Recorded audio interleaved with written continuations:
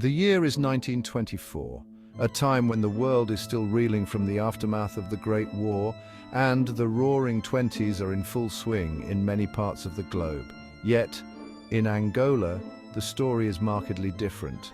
Angola, a vast expanse on the southwestern coast of Africa, stands as a stark testament to the enduring legacy of European colonialism.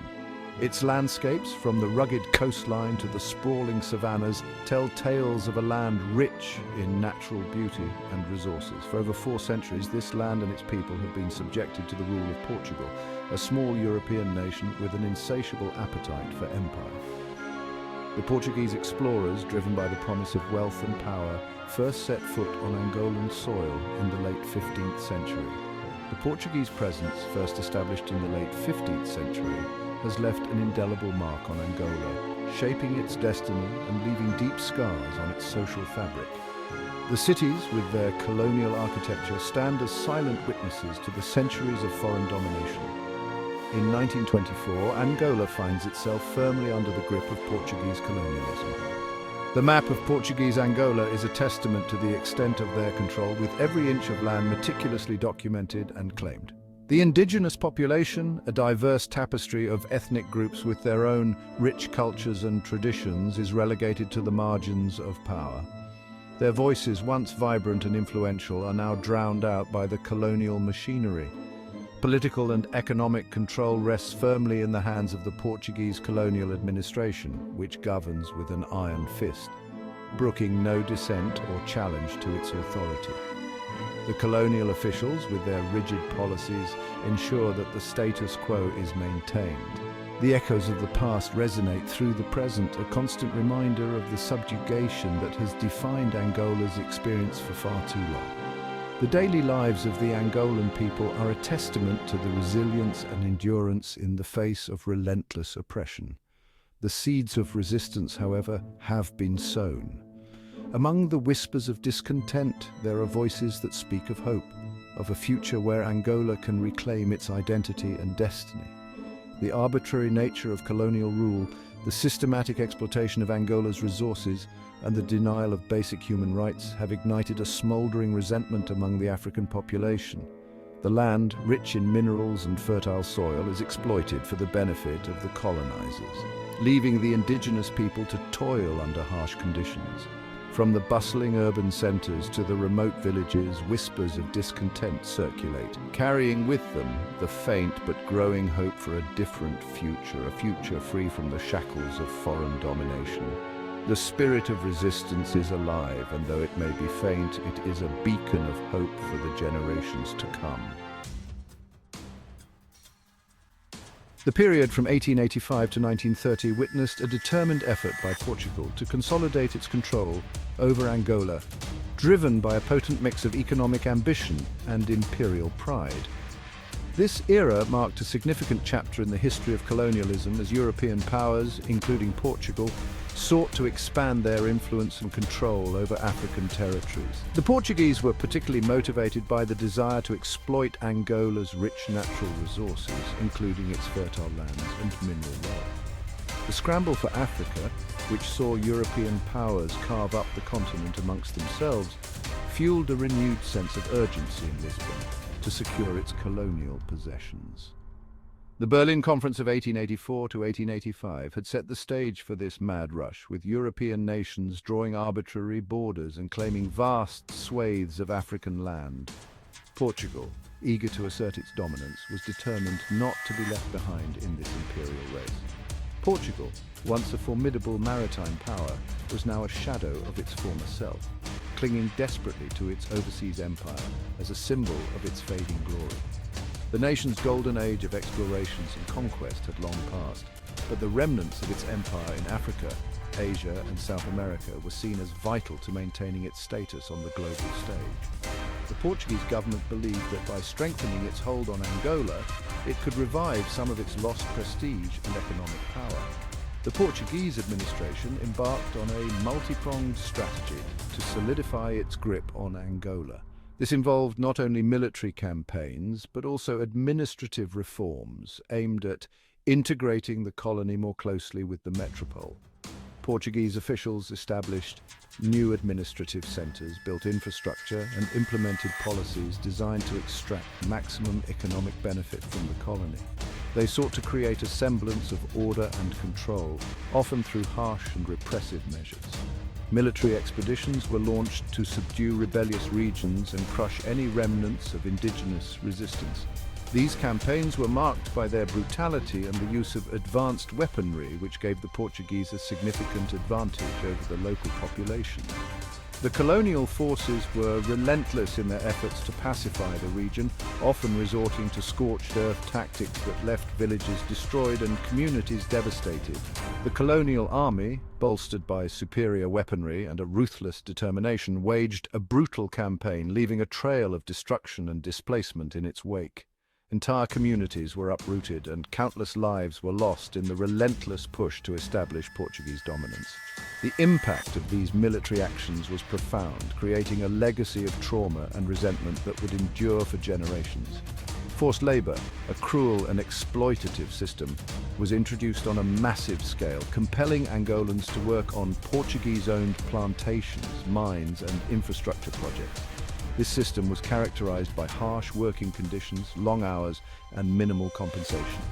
The exploitation of Angolan labor was a cornerstone of the colonial economy, providing the resources and wealth that fueled Portugal's ambitions. The human cost of this exploitation was immense, with countless Angolans suffering under the oppressive yoke of forced labor. Despite the overwhelming might of the Portuguese colonial machine, resistance to foreign rule continued to simmer beneath the surface, erupting in sporadic uprisings and acts of defiance. These acts of resistance were often met with brutal reprisals, but they demonstrated the resilience and determination of the Angolan people. The spirit of resistance was kept alive by those who refused to accept the injustices of colonial rule, and their efforts laid the groundwork for future struggles for independence. Traditional leaders, who commanded the loyalty of their people, emerged as focal points of resistance, mobilizing their followers against the injustices of colonial rule. These leaders played a crucial role in preserving the cultural identity and social cohesion of their communities.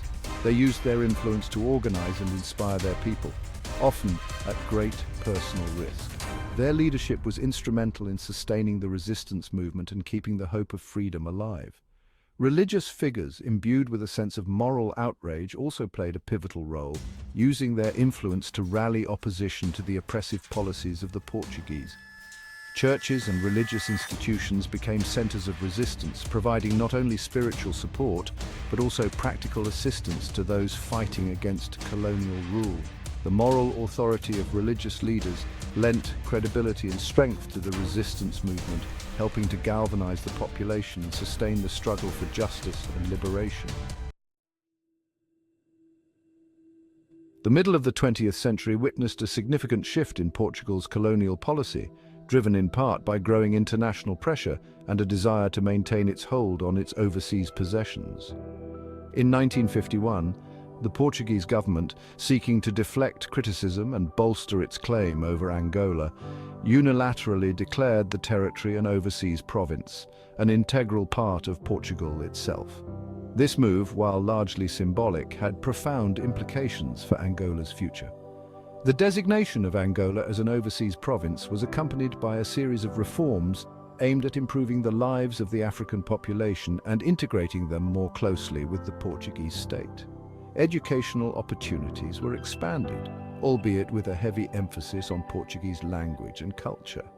Limited political rights were granted to a select few Angolans, carefully chosen for their loyalty to the colonial regime. However, these reforms did little to address the fundamental grievances of the Angolan people, who continued to chafe under the yoke of Portuguese rule. The vast majority of Angolans remained mired in poverty, denied access to land, opportunity, and basic human rights. The much-touted reforms were seen for what they were, a cynical attempt to maintain the status quo while placating international critics. The 1950s witnessed the birth of organized nationalist movements in Angola, inspired by the winds of change sweeping across Africa. This period marked a significant turning point as African nations began to assert their right to self-determination and independence. The growing sense of resentment against Portuguese colonialism was palpable. The oppressive policies and economic exploitation by the Portuguese had long fueled discontent among the Angolan people, who yearned for freedom and autonomy. The MPLA, or Popular Movement for the Liberation of Angola, emerged as the leading voice of Angolan nationalism, espousing a Marxist-Leninist ideology. This ideology resonated with many who saw it as a path to social justice and equality. The MPLA advocated for the complete independence of Angola from Portuguese rule, envisioning a future where Angolans could govern themselves and control their own resources. Founded in 1956, the MPLA drew its support from a diverse cross-section of Angolan society. It united intellectuals, students, urban workers, and disaffected rural communities under the banner of liberation, creating a broad-based movement. Intellectuals and students played a crucial role in the movement, bringing new ideas and strategies to the struggle. Urban workers and rural communities who bore the brunt of colonial exploitation provided the backbone of the resistance. The movement's leaders, many of whom had been educated in Portugal or other European countries, were influenced by the anti-colonial struggles unfolding across the African continent. They brought back with them a wealth of knowledge and a burning desire to see their homeland free. These leaders drew inspiration from the successes of nationalist movements in Ghana, Kenya, and elsewhere. The triumphs of these nations served as a beacon of hope and a blueprint for their own struggle. The stories of Ghana's peaceful transition to independence and Kenya's fierce resistance against colonial rule provided valuable lessons and motivation for the MPLA. The MPLA's message of liberation resonated deeply with a population yearning for freedom and self-determination. Their rallies and speeches ignited a sense of hope and possibility among the people. The movement's call for an end to colonial exploitation, for the redistribution of land and resources, and for the establishment of a just and equitable society struck a chord with millions of Angolans. These demands addressed the core issues that had plagued the country for decades. The promise of land redistribution and economic reforms was particularly appealing to the rural population, who had been marginalized and impoverished under colonial rule. The MPLA's vision of a just and equitable society where all Angolans could thrive was a powerful motivator. It galvanized communities across the country to join the struggle for independence. For generations, Angolans had suffered under the weight of Portuguese oppression. The harsh realities of colonial rule, including forced labor, economic exploitation, and cultural suppression, had left deep scars on the nation. The seeds of rebellion had been sown, and the MPLA's efforts to organize and mobilize the population were beginning to bear fruit. The movement's clandestine activities and underground networks played a crucial role in sustaining the resistance. A new chapter in Angola's history was about to unfold.